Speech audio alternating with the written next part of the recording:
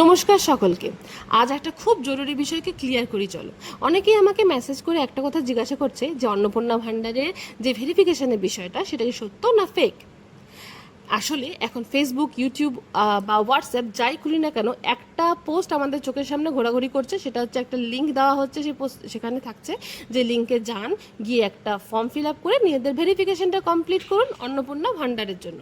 Otherwise June মাস থেকে আপনাদের এই যে 3,000 টাকা করে পাওয়ার কথা আছে সেটা আপনি আর পাচ্ছেন না।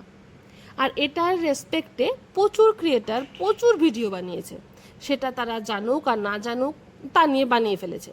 আর সেটা দেখে প্রচুর মানুষ আছে এমন যারা প্যানিকগ্রস্ত হচ্ছে, যারা হঠকারিতা ডিসিশন নিয়ে এই লিঙ্কগুলোতে গিয়ে সেখানে তাদের পার্সোনাল ডিটেলসও দিয়ে ফেলছে।